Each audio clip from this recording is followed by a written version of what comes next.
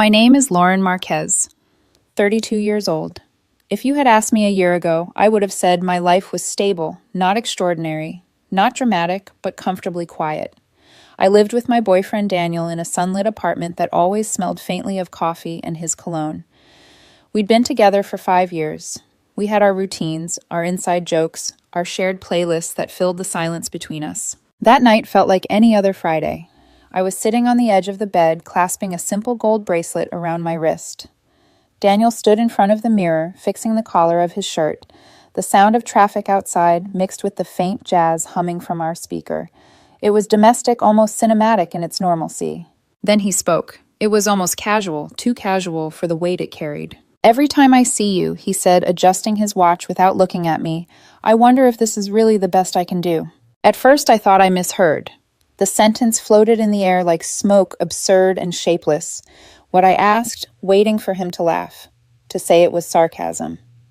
But Daniel just glanced at me in the mirror, his tone flat. "Relax. It's just a thought I have sometimes." A thought he has sometimes.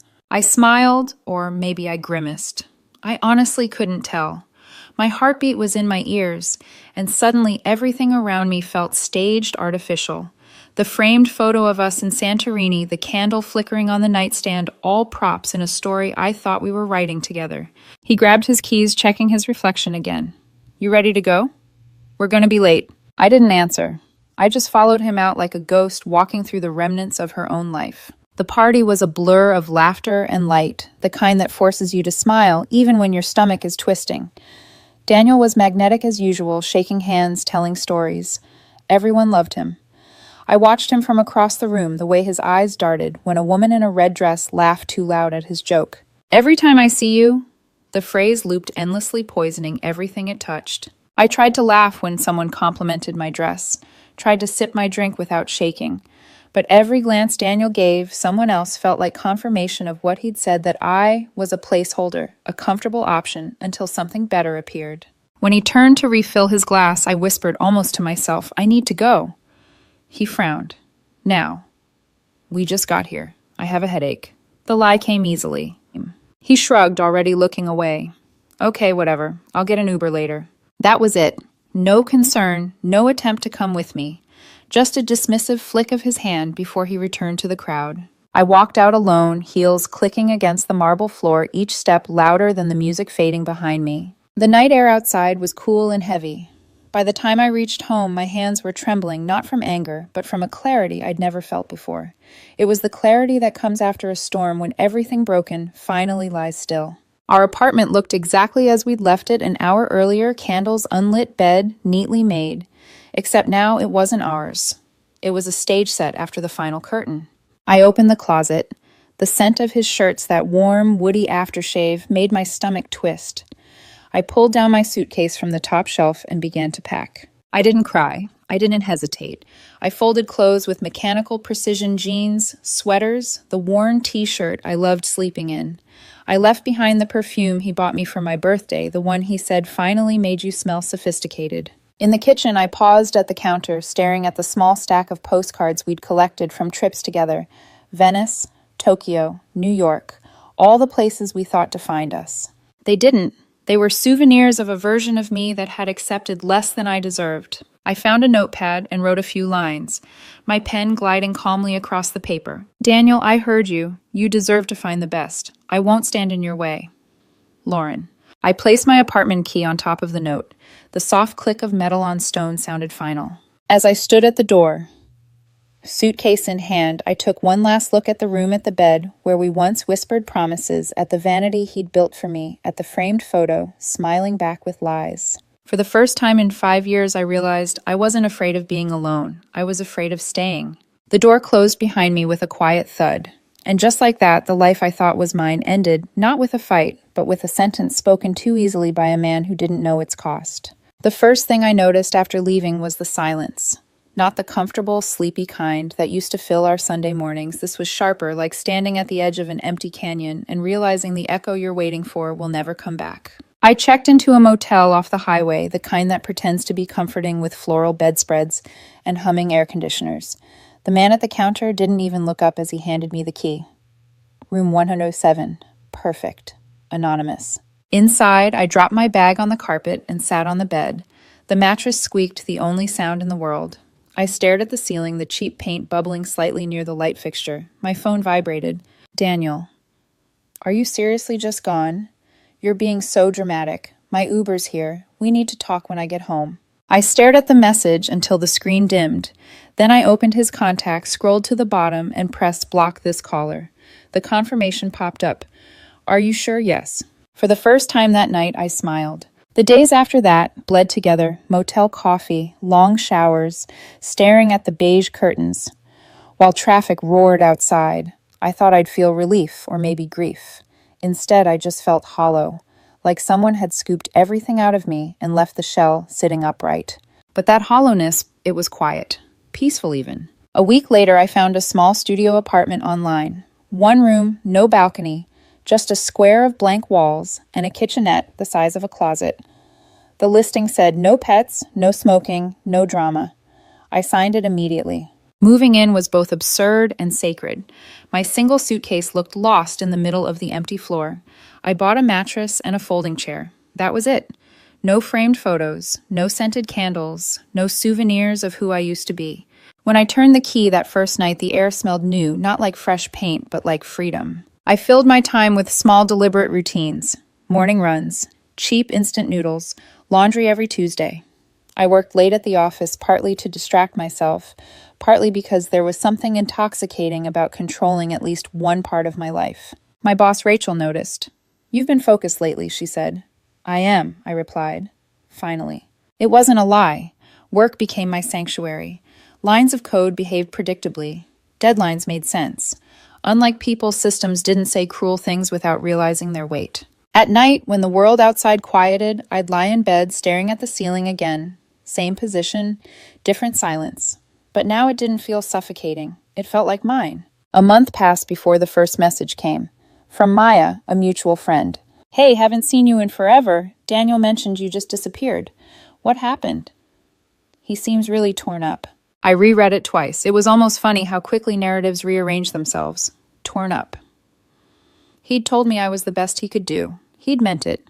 I typed back slowly, each word deliberate. He expressed that he could do better. I agreed with him and left. I'd prefer not to discuss it further. A few seconds later, the 3 dots appeared, then vanished. Conversation over. I placed the phone face down on the table and exhaled. It was such a small act, but it felt like power wrapped in silence. The next week, I found a little cafe near my apartment that became my safe place. It was small, tucked between a laundromat and a bookstore, always smelling of cinnamon and espresso. The owner, a quiet woman named Lena, learned my order by the 3rd visit: black coffee, no sugar. Rough day, she asked once. Not really, I said, then thought about it. Just recalibrating. She smiled, a knowing sort of smile that told me she'd seen people like me before, the ones rebuilding after implosion. And that's what it was, reconstruction. Every small action blocking his number. Choosing my coffee, coming home to an empty room, was a brick in the foundation of someone new. Then came the second message, this time from Jess, another mutual friend closer to Daniel. Lauren, we need to talk. He's really hurting. He said you misunderstood what he meant. It was just something he said out of stress. I stared at the screen, then typed back. People don't reveal what they don't feel when they think no one's listening. He said what he meant. I heard him. I didn't wait for a reply. I muted the thread. Outside, rain began to fall against the window, soft, rhythmic cleansing. And for the first time in a long time, I didn't feel fragile. I felt composed. The ache was still there, but smaller now, contained within boundaries I could name. I realized healing didn't look like forgetting. It looked like remembering without collapsing. That night, I stood by the window of my apartment holding a mug of tea.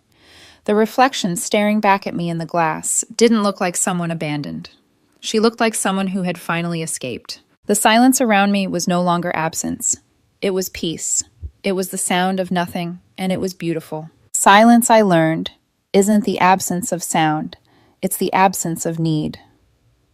By the 2nd month, I'd built an entire world out of it.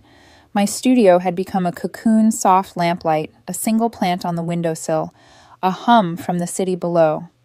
I'd started reading again, cooking again, existing again. And then like clockwork, the past came knocking. It started with an email, no subject line, no greeting. Just a block of text from an unfamiliar address. Lauren, I know you don't want to hear from me. I just need you to know I'm sorry. What I said was cruel and stupid. It wasn't true. You're the best person I've ever known. I've been a mess since you left.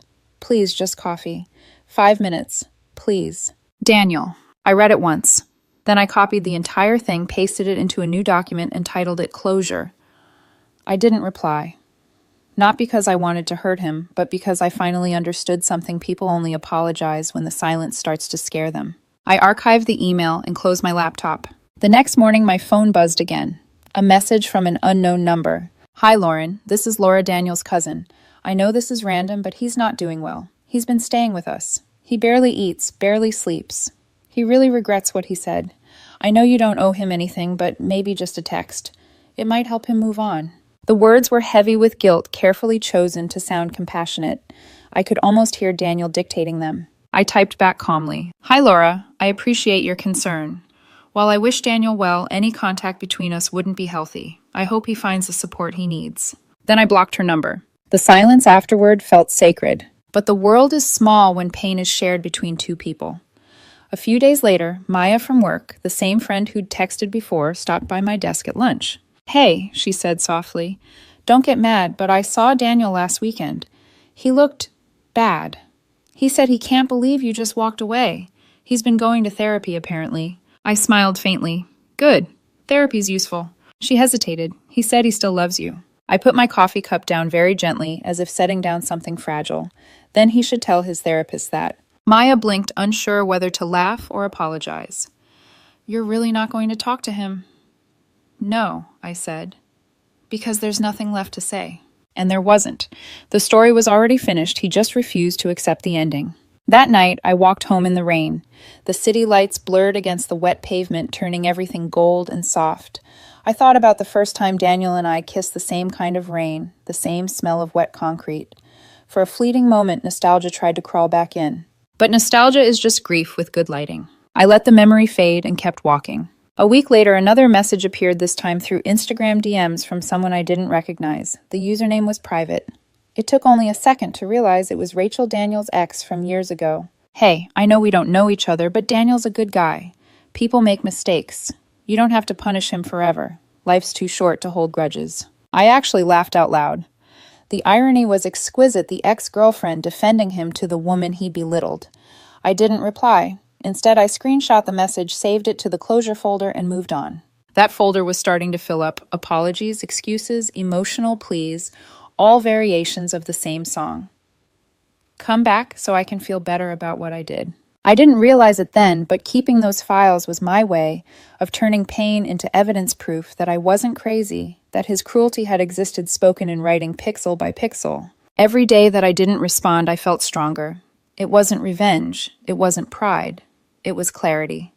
Silence had become my form of language, clean, unambiguous, unanswerable. One night, as I brushed my hair before bed, I caught my reflection in the mirror and realized I didn't look like her anymore, the woman who used to wait for text messages, who used to shrink under the weight of someone else's words. I looked centered, steady, whole. The final message came on a Sunday morning.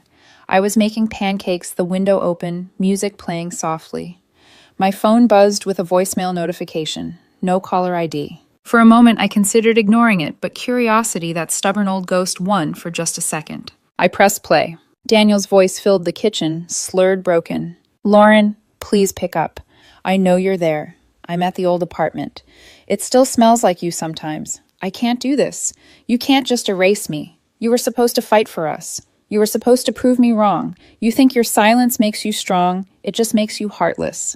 His voice cracked, then shifted from pleading to fury. You're a coward, Lauren. You think you're better than me now. You're not. You'll always be cold. Alone. The message ended with a hollow click. I stood there for a moment, spatula in hand, the pancakes starting to burn. Then I picked up my phone, saved the voicemail, and dropped it into the closure folder. I turned off the stove, opened the window wider, and let the cool air wash through the room. It smelled like rain again, but this time it didn't hurt. I didn't feel rage. I didn't feel pity. I didn't feel anything at all, and that I realized was freedom. It's strange how peace feels at first. It doesn't arrive like light flooding into a dark room. It seeps in quietly when you stop begging the darkness to explain itself. After I listened to Daniel's voicemail, something inside me shifted. Not broken, not mended, just finally done. For years, I'd been holding on to the belief that love had to be painful to be real.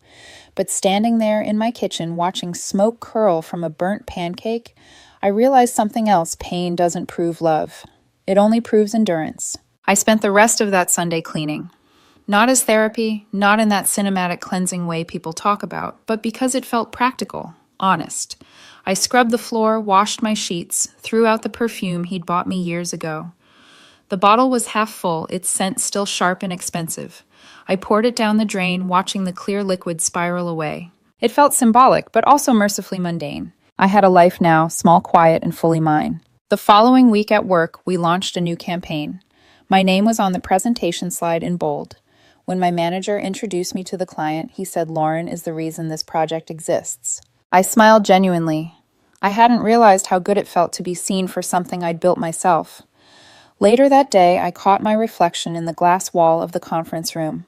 My posture was straighter, my eyes clearer. For the first time in years, I didn't look like someone waiting to be chosen. But the past has a way of testing its own exit. That evening, as I walked home, my phone buzzed again. Another email. This one longer. Subject line, please. Lauren, I know you've blocked me everywhere. This is the only way I could reach you. I just want to explain. I never meant to hurt you. That night, I was stressed and insecure. I thought saying something harsh would protect me from feeling small. It was stupid. Everything's been empty without you. I'm trying to be better, I swear. I just need to see you once. I'll wait at our spot tomorrow after work. 5 minutes. That's all I'm asking. Daniel. I read it twice, not out of curiosity, but to measure how much it no longer affected me. Nothing moved. No nostalgia, no tremor of sympathy. I copied the message into the closure file and closed my laptop. There was something beautifully simple about being unmoved. The next day came and went. I didn't go to our spot. I didn't check if he was waiting. Instead, I went to yoga after work. The instructor spoke softly, her voice steady as we moved through each pose. Let the thoughts come, she said, but let them pass too. Don't chase them. As I lay on the mat during the final pose, eyes closed, I felt the ghost of Daniel's voice fade somewhere far in the distance, like a train leaving a station I'd already left behind. When I walked out, the sky was dusky gold, the kind of color that feels like forgiveness. A few weeks later, a message arrived from Rachel Yes, that Rachel, the ex-girlfriend who'd once reached out to me on social media. Hey Lauren, I heard Daniel's leaving town. Said he's starting over. Just thought you'd want to know. He still talks about you a lot. He's really changed. I didn't reply. Some stories don't need epilogues. They just need distance. I archived her message with the rest, then opened a new document. For the first time, not to store evidence, but to write something for myself. Closure isn't a door slamming shut. It's realizing the lock was on your side the whole time. I saved the line, closed my laptop, and laughed quietly to myself. It felt good to hear my own voice again, not through anger, not through grief, but through clarity. One night, the phone rang again, a blocked number. My heart didn't race this time. I let it go to voicemail, curiosity, no longer a weapon against my peace. The message was short, almost a whisper. Lauren, I'm sorry, for real this time. You were right to leave. And then silence, not the pleading kind, not angry, just still. I deleted it. I didn't save it to the closure folder. That folder wasn't for me anymore. It was for the version of me that needed proof. And she didn't need it now. I went for a walk afterward. The city lights shimmered across puddles from an earlier rain. Everything smelled faintly metallic, the scent of wet pavement and possibility. Somewhere between one step and the next, I realized that I wasn't walking away from Daniel anymore. I was simply walking. By the time I got home, my reflection in the mirror looked almost unfamiliar, softer yet certain. The kind of woman who doesn't need to be the best for someone else because she's already enough for herself. That night, I made tea, opened my window, and sat quietly watching the city move below me. For the first time in months, the silence wasn't just peaceful. It was powerful. It was mine. By the time spring arrived, my life had texture again. It wasn't dramatic or dazzling, but it was mine. I'd started running by the river every morning before work, eating breakfast by the window, taking long showers with music playing loud enough to fill the space where silence used to ache. The past had become background noise, faint, distant, harmless. Then one Thursday, it walked right up to me. It was the day of my company's biggest presentation, the annual Digital Futures Conference. Dozens of startups, executives, and clients packed the grand ballroom of the Marriott. My team had worked for weeks on our demo, and I'd been chosen to present. When I stepped on stage, lights washed over me. Too bright, too white, but my hands didn't shake. Not anymore. I spoke with confidence, each slide unfolding like a quiet victory. All those nights alone, all that silence, all that rebuilding, it had led me here. When the applause came, it was genuine. For the first time in years, I didn't crave anyone's validation but my own. Afterward, people approached to shake my hand, exchange cards, compliment the presentation. I smiled small and sincere. The hum of conversation filled the air like soft static. And then that voice. Lauren. 2 syllables enough to pull the air right out of the room. I turned. There he was. Daniel. He stood a few feet away, awkward, in a suit that didn't fit quite right, clutching a lanyard like he'd snuck in. His hair was shorter, his face leaner, but the nervous energy was the same. For a strange, suspended moment, I felt nothing. No surge of pain, no racing pulse, just an awareness, like recognizing a photograph from a life I once lived. Lauren, he said again with a breathless little laugh. Oh my God, you look incredible. I didn't move. Hello, Daniel. He blinked, as though surprised I wasn't either furious or trembling. I didn't know you'd be here, he said. A friend had a ticket. I saw your name on the program, and well, I just had to see you speak. You were amazing. Thank you, I replied.